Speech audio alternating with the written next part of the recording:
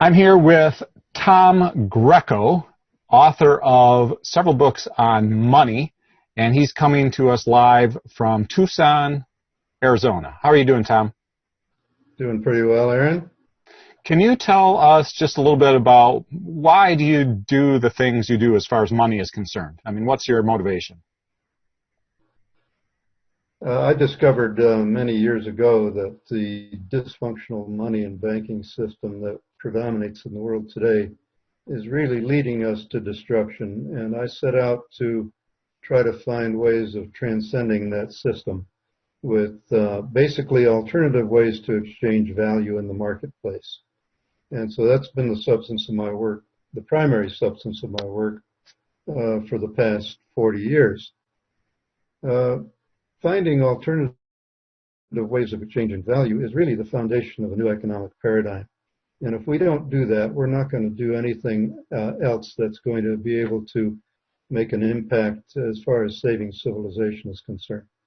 So that's why I titled my last book, The End of Money and the Future of Civilization, because I wanted to highlight this fact that we need a foundational platform for exchanging value that does not involve banks and does not involve political fiat currencies. So I think I have that one here. So I remember reading this one, which I really enjoyed. I found this very educational. And then that was the book.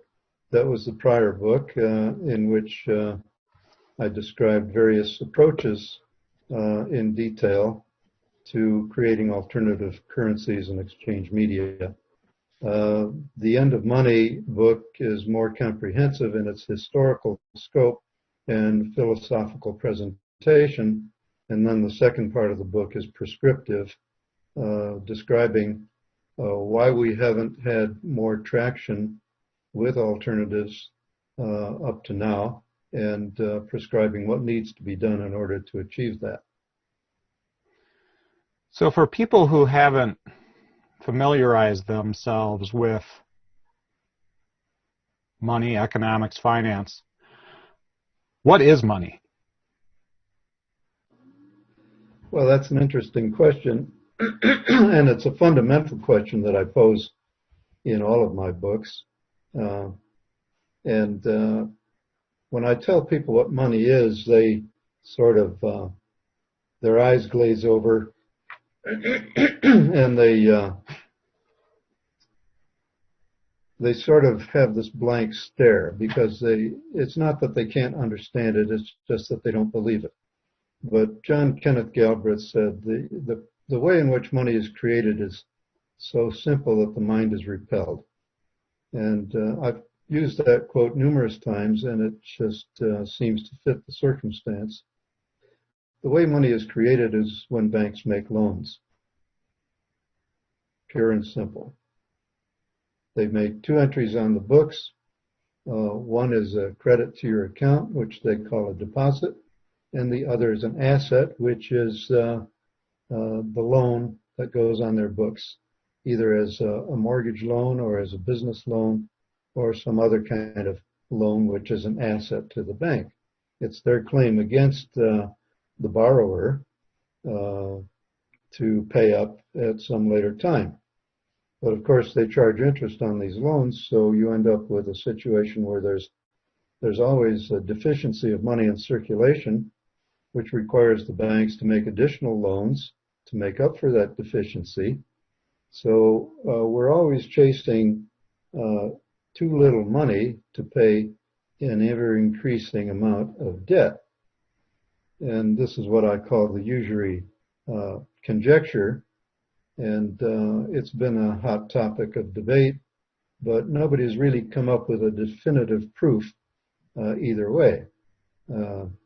Steve Keen tried to do that, you may recall, at one of our Michigan Futures gatherings back in 2009.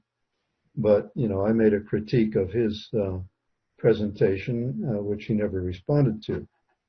And I'm hoping over the next several days or weeks to present this usury conjecture in a publication that has some uh, attention of the economists and get them to debate it and to test it through simulations and other means to decide the question one way or another.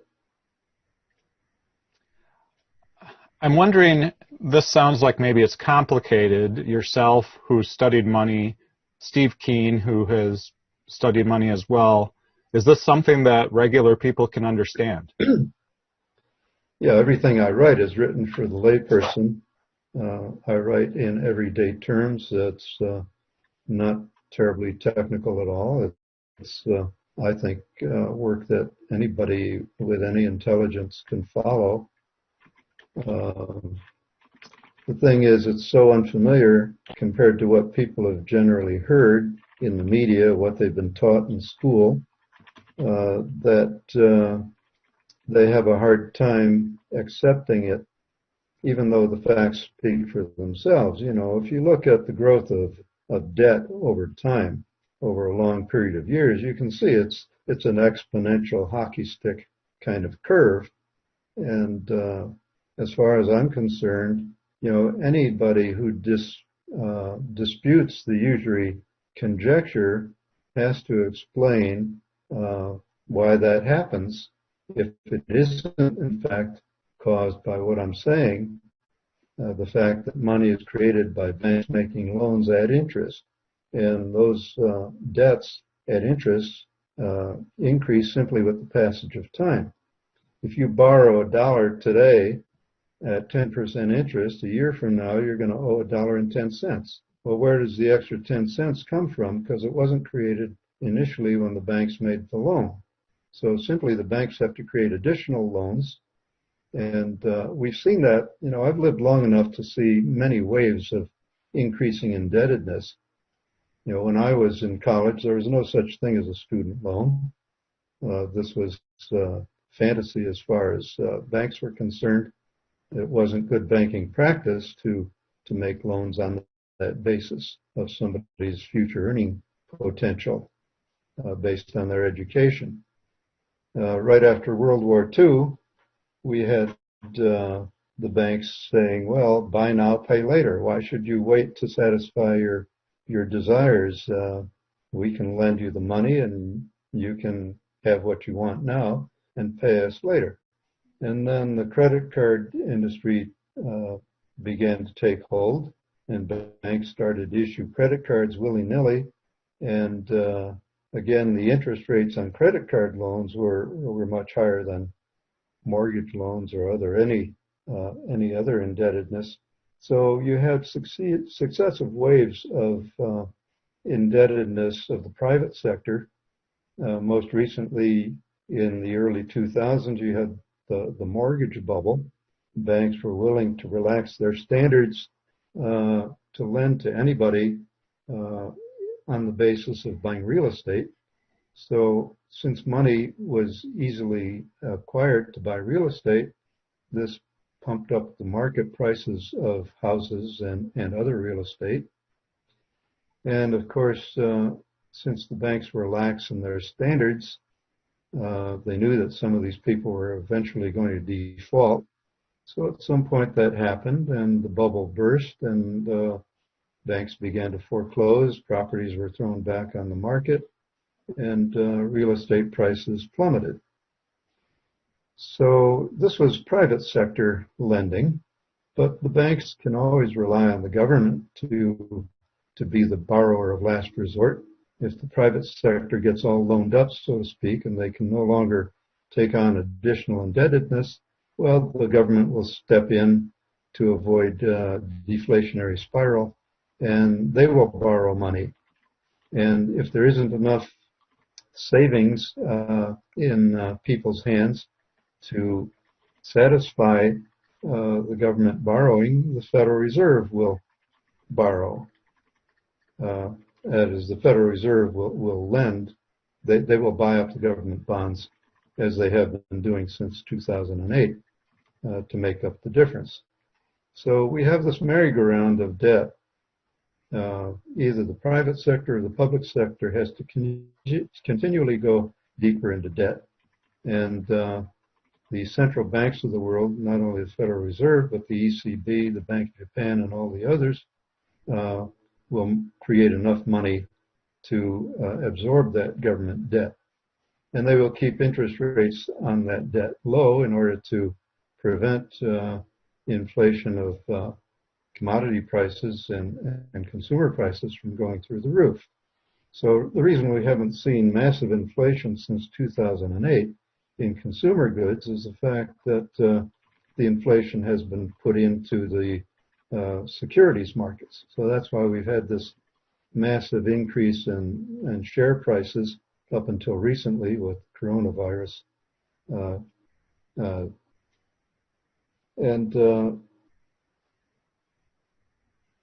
So the inflation has been in asset prices rather than in consumer prices. So that, in a nutshell, is what's going on. And you know, we have another feature of this interest-based debt money system is that it concentrates power and wealth in the hands of the few. Those who control the money system basically control everything else, including politics.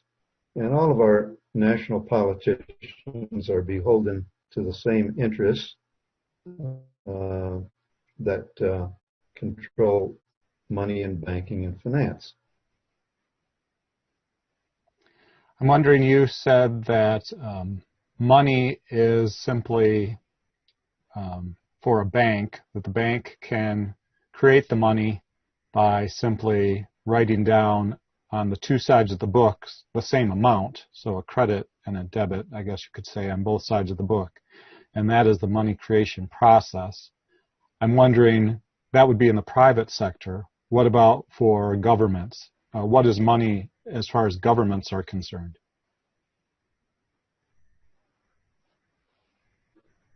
In the United States, we have the Federal Reserve banking system, which is supposed to look like a decentralized system, but it's really heavily centralized, particularly in the Central Reserve, the Federal Reserve Bank of New York, which has the power to do the open market operations in buying securities, more often than not, government securities in the open market. So they have an indirect way of monetizing government debt.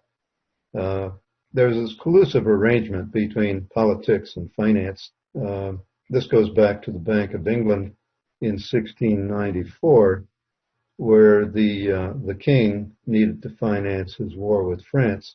And William Patterson and his cohorts came to the king and said, "We'll make a deal with you. We will make sure that the government gets as much money as it needs to finance its wars and whatever else it wants to do, if you will give us the privilege, the Bank of England directors, of creating money, printing banknotes and lending them into circulation at interest." So you had, on the one hand, you had government being able to spend beyond its revenues from taxes, and on the other hand, you had the bankers creating money by lending it into circulation and charging interest on it. So that's the basic pattern that's been followed throughout the world ever since. And that's the way all the central banks are structured. So we have this collusive arrangement that's basically milking the rest of the economy. In the one hand, government gets to spend as much as it wants on wars and other things to dominate people. And on the other hand, you have the bankers able to exploit the people through lending our credit back to us and charging interest for it. So this system has to be transcended if we're going to have any hope of creating democratic government anywhere in the world. You know, we have the trappings of democracy, but we don't have the reality of democracy. What is the relationship between money or credit, and trust? Money is credit. And in order to extend credit, whoever extends credit has to have some trust that the recipient of that credit is going to honor their agreement, whatever it is. So, for example, if we were to allocate our credit directly to one another, and this has been done in LET systems and in mutual credit clearing systems and in commercial trade exchanges. These are some of the promising approaches that have proven the concept of direct allocation of credit by individuals and businesses and other entities in the economy. So let's take the example of a commercial trade exchange. A commercial trade exchange is a business organization that has customers or members, depending on how they're structured.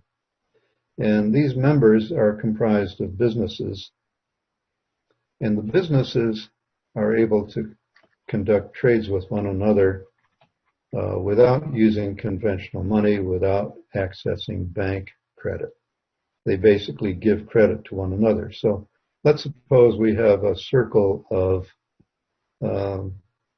let's say, 500 business organizations, let's say in Grand Rapids. And these 500 business organizations agree to do this mutual credit clearing with one another, let's say on a cooperative basis. So we have a cooperative organization comprised of 500 business members, and they are engaged in all sorts of businesses. You've got restaurants, you've got TV stations, you've got newspapers, you've got shops that sell computers, shops that sell clothing. Let's say you've got farmers that produce staple goods. Let's say they have milk, they have vegetables, they have grains. You also have businesses that provide services like plumbing, electricians, accountants, whatever you can name. We need to have a wide variety of goods and services available in this circle.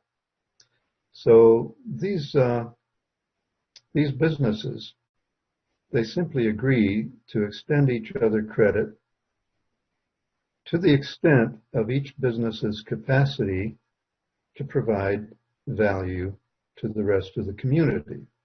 Now, some of these businesses will be small. Let's say a restaurant that does $10,000 a week worth of sales. Some of them will be large. Let's say a farm that does $100,000 a week in sales. Well, you have to gear the limits on your credit lines to that capacity. So the farmer with $100,000 in weekly sales would have 10 times the credit line of the restaurant that has $10,000 worth of weekly sales. So we would set a cap on each business's credit line. Some businesses will be able to sell before they earn. Others will be able to earn before they sell. So those that can earn before they, those that can sell, those that can buy before they sell are the ones that have a line of credit. So when you buy something, your account is debited. It goes down. When you sell something, your account is credited. The balance goes up. So those who are allocated a credit line and are allowed to buy before they sell can only do that up to a certain limit based on their ability to reciprocate, that is, to work off their debit balance within a reasonable period of time. So this has been proven successful over the last 40 years with commercial trade exchanges and also with a cooperative trade exchange called the VIR in Switzerland that was started in the midst of the Great Depression in 1934. So we have proof of concept that this credit clearing process works very well. And collectively, the commercial trade exchanges around the world are able to mediate tens of billions of dollars worth of trading every year for their members or customers. Excuse me. Is We can this, edit it out. is this, Thomas, something that could also be done with individuals like myself and my next door neighbors? Yeah, it has been done with individuals through let systems. A let system is basically a group of individuals that agree to do the same process. However, it's done on a less rigorous basis, and that's why LETS has not scaled more than it has. You know, you had a big flurry of expansion of LETS systems all over the world back in the 1980s and 90s, and LETS systems are still in operation in different places around the world, but they haven't scaled because they haven't been rigorous in assigning these credit limits that I described according to the capacity to provide goods and services on a regular basis. You know, if it's a bunch of individuals doing it, it's usually a sideline, and you call up and you say, "Oh, I see you're offering guitar lessons." And you say, "Well, yeah, but I've got a regular job and I'm busy all the time, and I really can't do that right now. Maybe next month." So, you know, you have these bottlenecks in the system because it's not businesses that are open for business and offering goods and services every day of the week. So these things tend to get bogged down and people get tired and they just forget about it. And in many cases, without adequate limits on the credit lines, people will run up their debit balance and disappear and nothing ever happens. So you end up with some people who have in good faith put a lot of value into the system by selling valuable goods and services. They end up with a lot of credits and then have a hard time finding a place to spend them. So the foundation of a credit clearing system has to be established businesses. The consumers, the individuals can come into it, but they need to be required to earn before they can spend. They will not have credit line until they demonstrate earning capacity on a day-to-day basis. So I think I'm ready to pose my question as far as an idea in how to help capital move between items, for example, move between people, and for them to earn credit based on that. So, for example, I have your book here, which is a very good book. I enjoyed it, but it's been sitting on my shelf for 10 years, which means no one else has had an opportunity to read this particular copy of your book. I also have DVDs and Blu-rays and all sorts of other items in my house that are just sitting here. I'm storing them for some time unknown. So my idea is that each of these items gets a unique number, a QR code probably, and that QR code is placed on that particular item. If I had 2 copies of your book, they would have different numbers because they're different objects in the universe.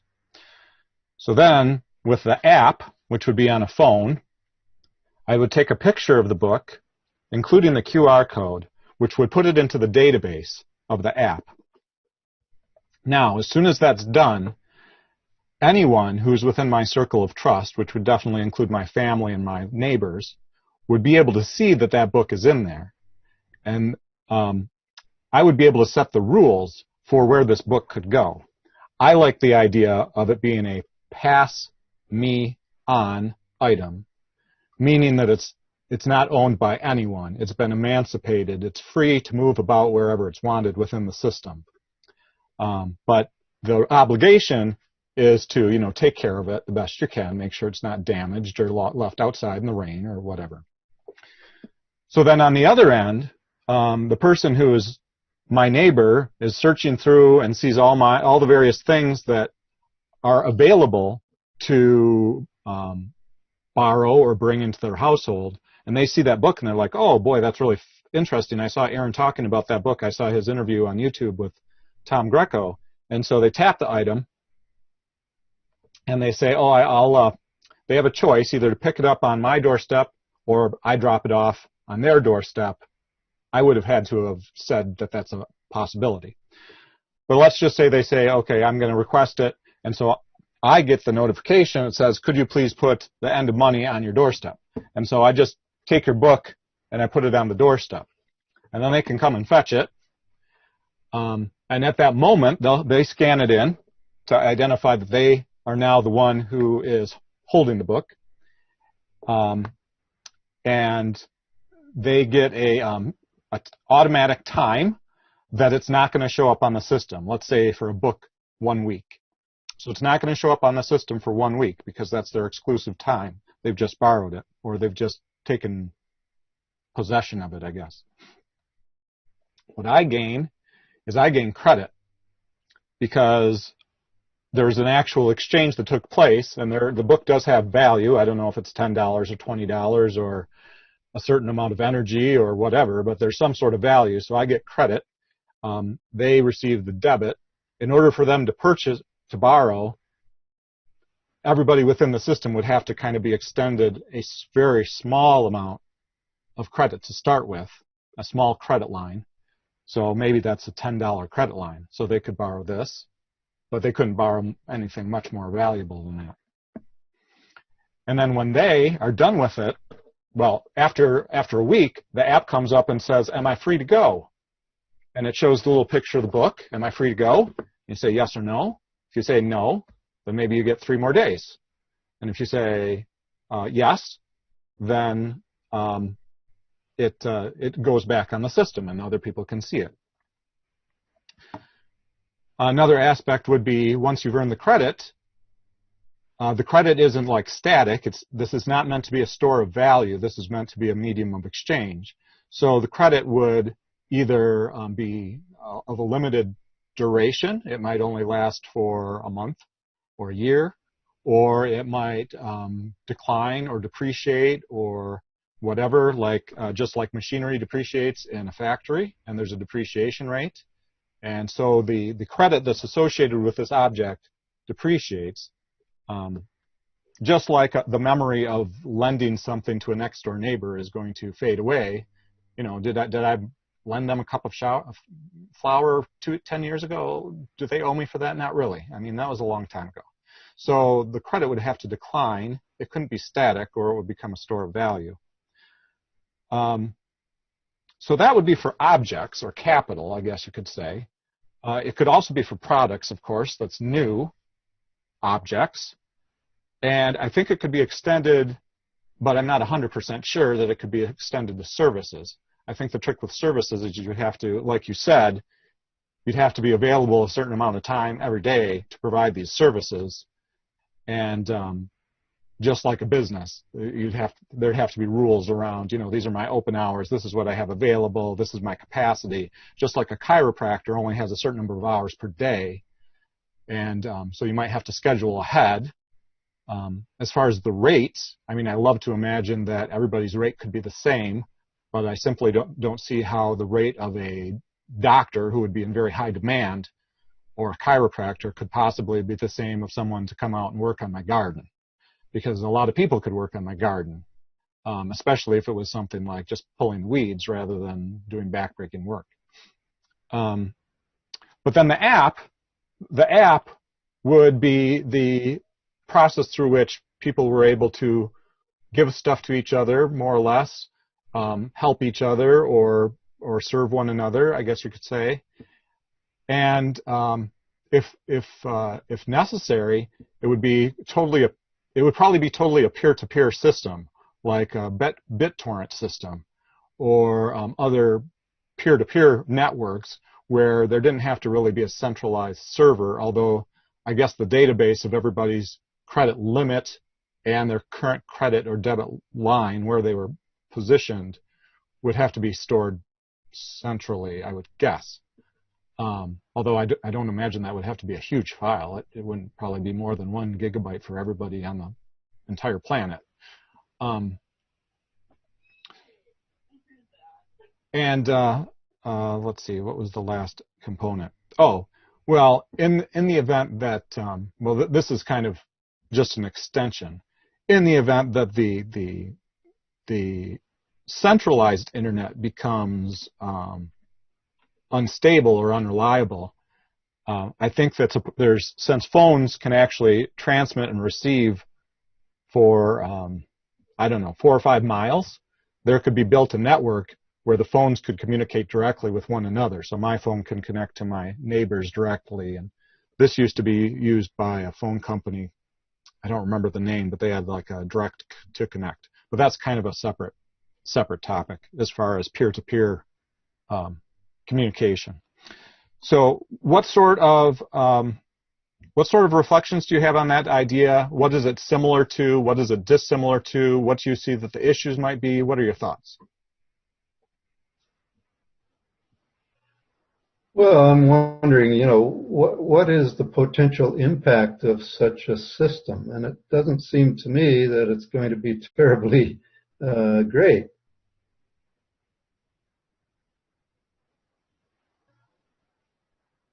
As far as how is this going to advance the objective of the new paradigm economy?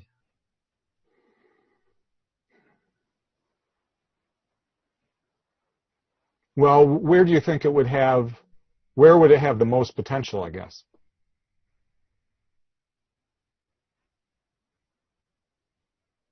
I don't really know, Aaron. Have you thought about what it would look like if you had a bunch of potential users? How much is it going to take to develop this app and get buy-in? And have you run it by your neighbors and friends to see if they'd be inclined to use it, if it has any appeal to them? What I've done so far is I have selected some items that are to be pass-it-on items, pass-me-on items. I have taken a picture of them. I've sent the pictures via text message to a neighbor, one neighbor first. I said, are there any of these items that you would like? And then when they replied, yes, I'd like these 5 items, I walked those 5 items over to their house. I put them on their doorstep. And so even though the app does not exist, I believe I've earned credit with them for the fact that I gave them, so to speak, something. And so okay, well, I clearly haven't put a whole database of all my books and videos and whatever things I'm willing to lend, tools and whatnot, or services into the app, but it's not the technical details that concern me. It's whether this could be an alternative to the centralized bank, Federal Reserve, government system that everybody's currently relying upon, and without which people would be desperately lost, perhaps. Well, one major problem is pricing. How do you quantify your credit?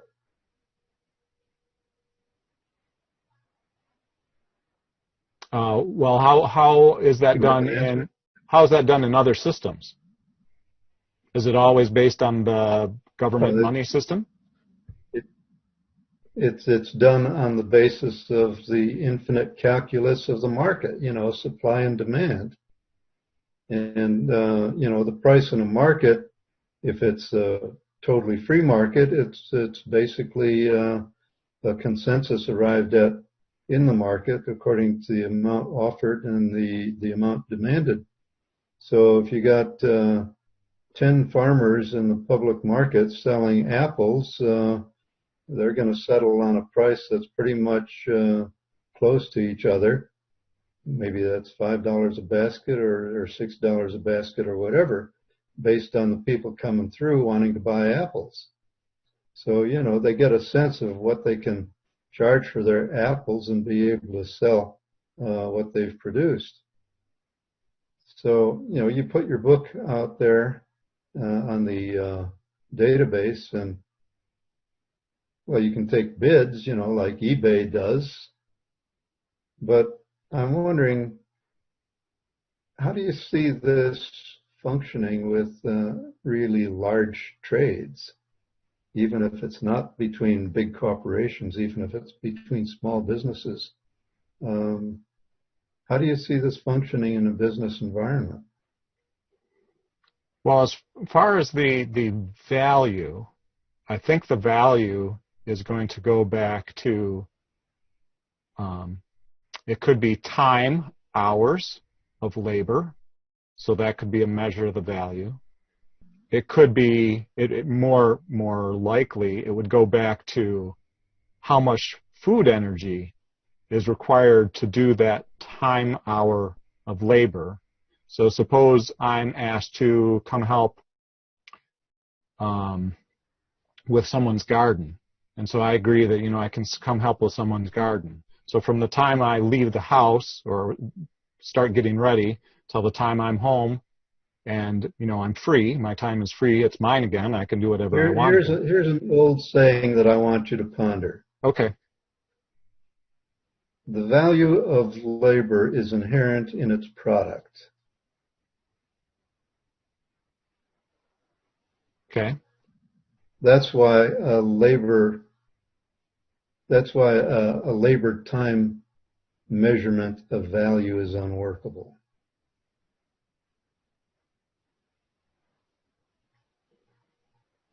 So how do you measure the value of the product of going to see a doctor? Well, you set a price.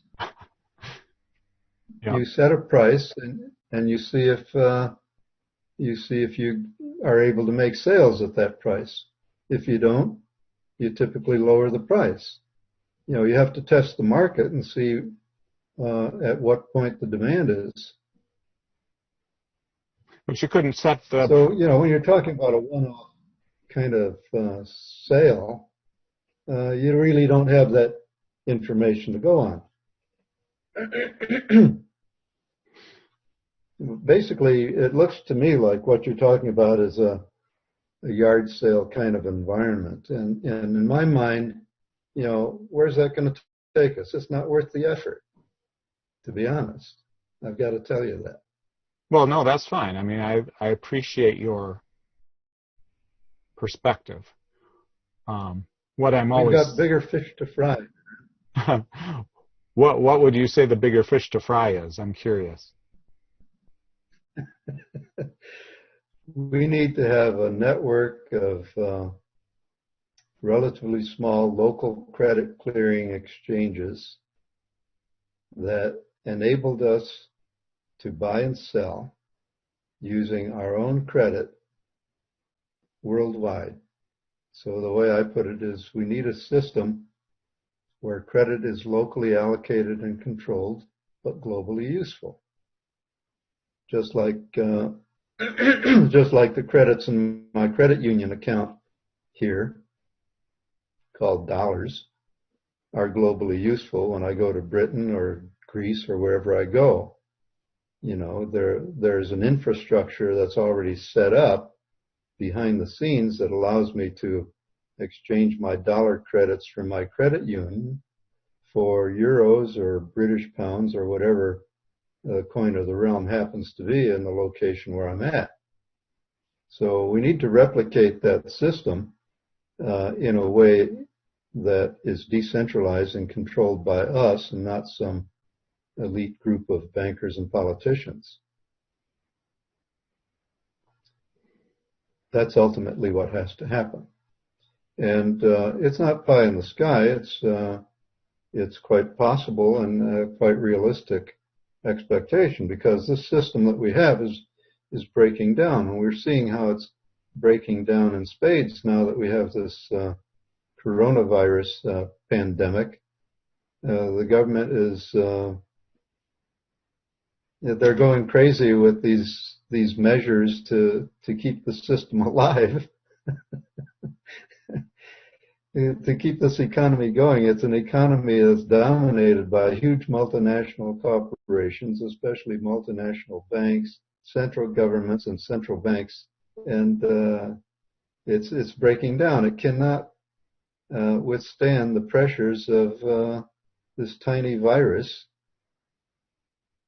that's spreading around the world. And the virus might not even not be that lethal. It probably won't be as bad as the Spanish flu pandemic of 1918. But in any case, with so many people now being unemployed because the economy is shut down to create this social distancing, we're really starting to see the system fray pretty badly. Well, what is the worst case scenario in your mind? Well, the worst case scenario is that we have a massive shutdown of the economy beyond what we already have, and we have to find ways of reemploying ourselves without our dependencies on big government, big banks, and big corporations. Leopold Kohr wrote a long time ago in his book Breakdown of Nations how massive scale by itself is inherently unstable and will lead to totalitarian government and either a deliberate or an inadvertent breakup of these large structures. So I've been a decentralist for a long time, based on Kohr's work and Graf Borsodi's work and Ivan Illich and John Papworth and others. We need to have a global society that's based on local control, just like your body is based on an agglomeration of cells. You don't have the brain telling every part of your body what to do. The liver knows what to do. The heart knows what to do. And this is all coordinated by some mysterious process that we really don't understand. So we can learn a lot from natural systems in structuring our own meta structures like money, banking, finance, business organization. I think we need to move toward cooperative businesses and away from huge mega corporations. Today we have a few dominant companies dominating the platform business sphere with Amazon and Apple and Google. I think Google's called the Alphabet now. And they basically use our data, they privatize it, and use it to privatize profits using our data. We need to take control of our own information and use it to distribute the wealth of the economy more justly, more equitably, and to empower people so that we can have a democratic government rather than a global fascist neo-feudal society, which is what we're rapidly moving toward. What role do you see in the internet playing in the future of civilization, a new credit money system? Well, the internet is huge because it's increased our ability to communicate with one another and to share information like we've never been able to do before. So we need to make sure that the internet is maintained as a common carrier and not dominated or controlled by any particular entities.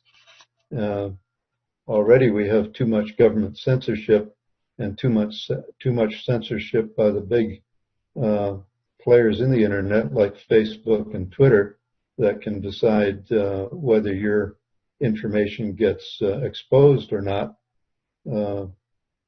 They've taken down Alec Jones's InfoWars site.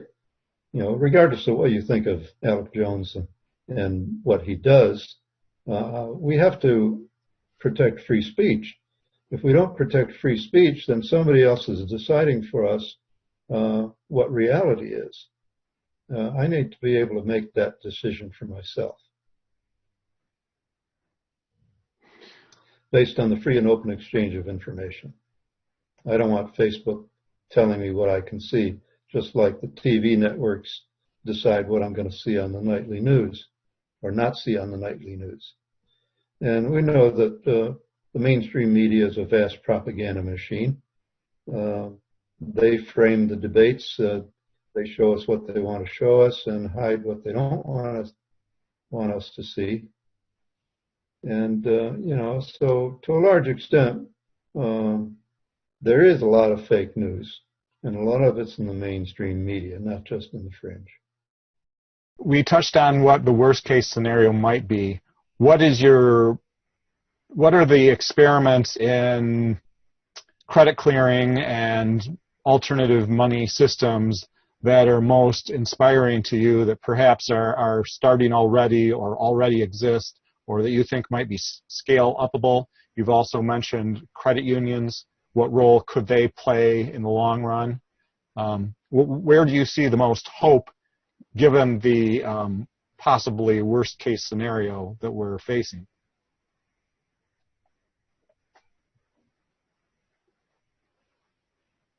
Well, I wish I knew, Aaron. I've been frustrated for many years that we haven't moved further ahead. Last couple of years, I've been working with a group in the UK that are totally on board with the way I see things and are entrepreneurial in their approach. It's called the Open Credit Network, and they have been trying to establish a cooperative mutual credit clearing exchange that would be throughout the UK. And it's been a hard go getting businesses to buy into it. I don't know what it's going to take in order to change people's minds and get them to see the importance and the value in doing this.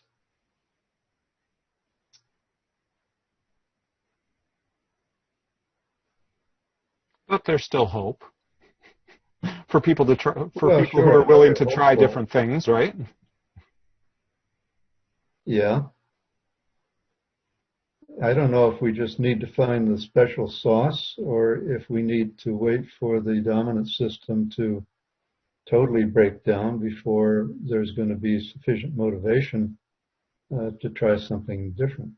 What has happened when systems have broken down entirely before, like at the nation level or the empire level? Well, the closest that we've had to that I know of is the Great Depression of the 1930s. And, I wrote about that in my earlier books about the Depression era script. People got very creative because at that time the biggest problem was a lack of sufficient official money in circulation. And this was based on decisions by the central banks. They created an artificial dearth of money in circulation. We don't have that situation today. It's a different scenario. But what they did back then, they found ways to create their own exchange media within local communities. So, I wrote this up in the book Money, Understanding and Creating Alternatives to Legal Tender. Some of the script issues were properly issued. That's one, yeah. And some of them were not. So some succeeded, some failed. What's the proper way to do it versus the improper way? Well, the proper way to do it is on the basis of goods and services that you have to offer that are in everyday demand. The main example that I cite in that book that you just held up was the Larson company, which had a chain of retail stores in the western New York State area. And they started spending their, what they called merchandise bonds. They were paying their employees, their suppliers, and service providers with Larson merchandise bonds. So this was a local currency that had value because it was redeemable at any Larson Company outlet for everything the Larson Company had for sale. So this sounds like something that a company such as in Michigan, we have a company called Meijer, which has a grocery store on the one end, but then it has like a Walmart on the other half. So it's a full service grocery. It has everything. And the whole store has basically all household items that everyone would bring in. It doesn't have necessarily hardware or, you know, it doesn't do services like auto repair, but it is huge. I mean, they're larger in some cases than Walmart's are, and they have a full grocery, full produce area, full meat counter, and all of that. So they would have, you're saying Larson's is something that was kind of back in the 20s, something similar.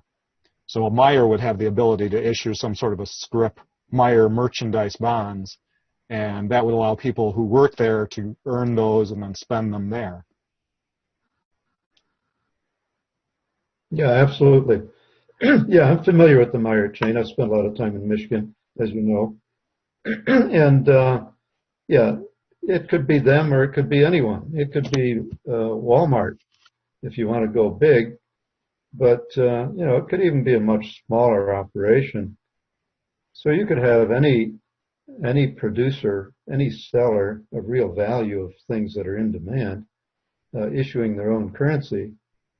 And that currency would circulate throughout the community among people because people would know that they could redeem them anytime for anything they wanted that was available in that issuer's place of business. But a better way to do it is to organize those businesses into a trading circle, as I described earlier, and give them each a credit limit and have them issue a currency under a common. And it doesn't necessarily have to be a paper currency. It could be simply a set of ledger credits, and anybody could have an account in this trading circle. The issuers would be the businesses that have something that everybody wants, but everybody could use those credits to buy and sell amongst themselves. So you could create a whole new money system based on real value in the real economy. And this is the way money ought to be created. And there's no limit to the size that it could get. If you had, for example, all the businesses in western Michigan in one circle, and all the businesses in eastern Michigan in a different circle, and all the businesses in northern Ohio in a third circle, they could all operate independently, allocating credit lines according to their own assessments. But then you have these three networked together into a broader network, so you have a hierarchy of networks, and this could eventually be global. So all you need is a common set of procedures and protocols that determine proper credit limits and a common measure of value, whether it be a dollar equivalent or a commodity-based measure of value, as I've described in my books. What would be an example of a commodity-based, like based on sugar or flour or grain or corn, or what are you thinking? Okay, well, commonly it used to be silver or gold, but rather than a single commodity, which can fluctuate according to its own supply and demand factors. My proposal is that we use a unit of value based on a market basket of commodities so that you average out any fluctuations in the individual values. And this can easily be done with the computing power that we have and the vast array of statistical compilations that are available to us in today's world. I mean, we have on-the-spot prices for any number of commodities that are traded in various global markets. So it wouldn't be a great matter to be able to determine a measure of value based on a market basket of commodities. Ralph Borsodi, a long time ago, proposed a constant currency which would be based on 30 basic commodities that are widely traded in world trade. It doesn't have to be 30, it could be any number.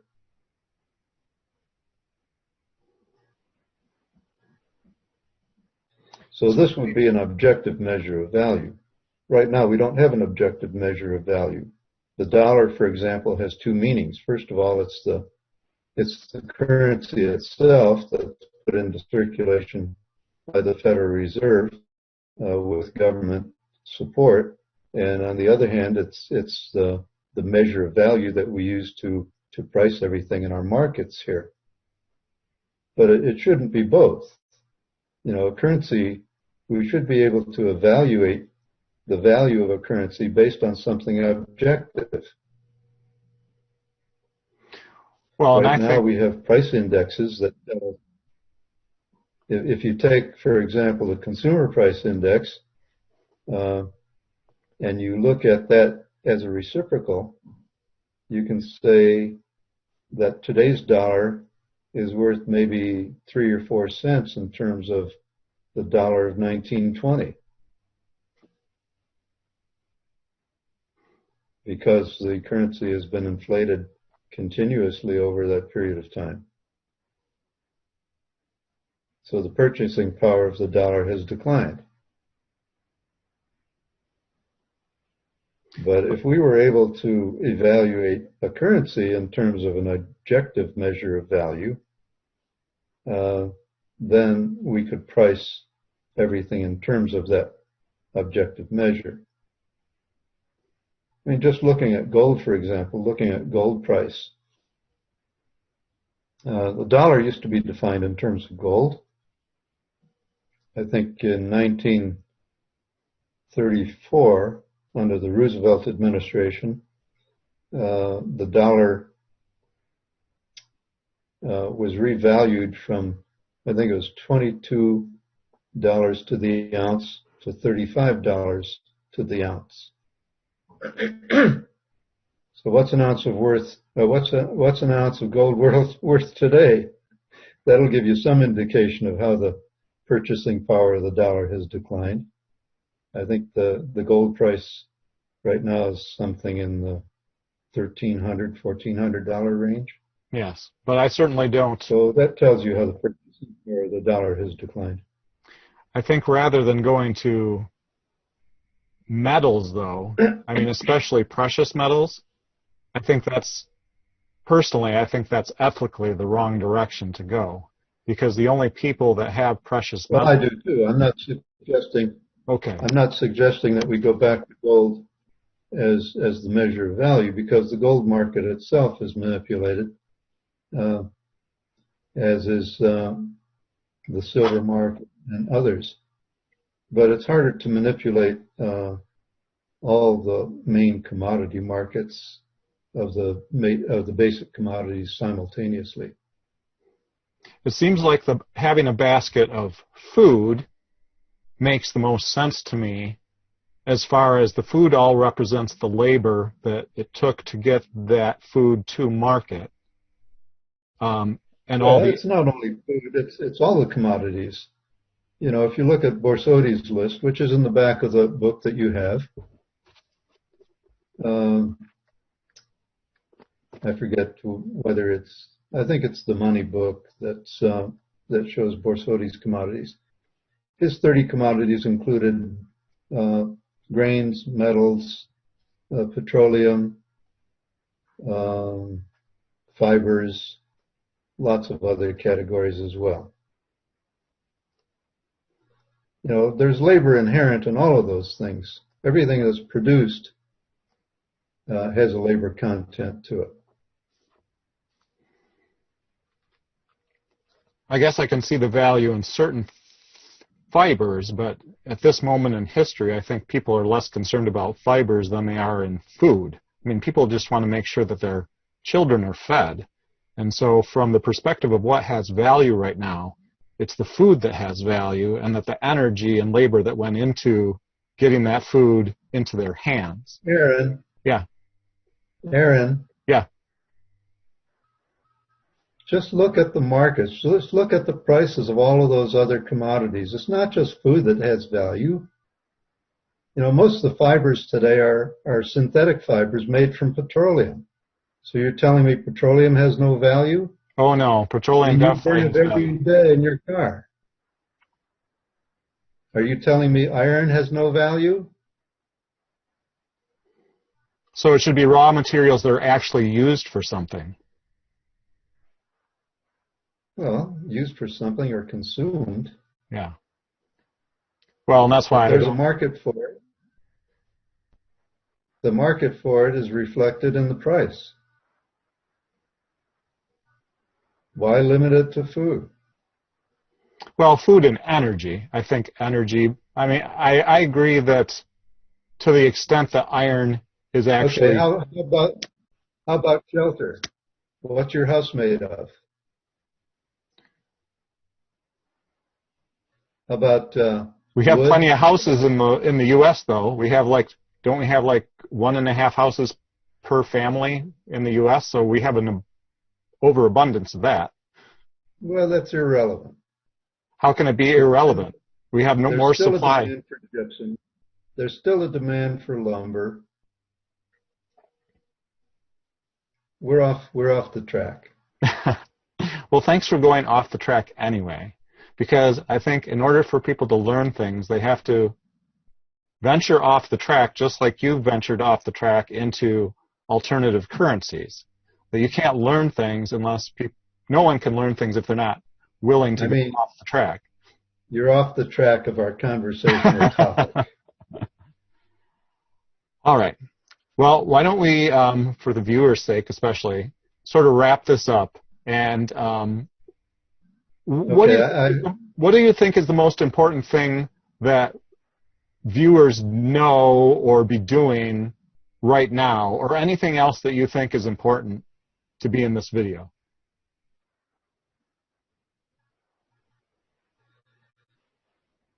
What's important is that we find ways to reduce our dependence on megastructures, to find ways to relocalize our economies, to decentralize power, to work together in cooperation to make our communities more resilient, more self-reliant, and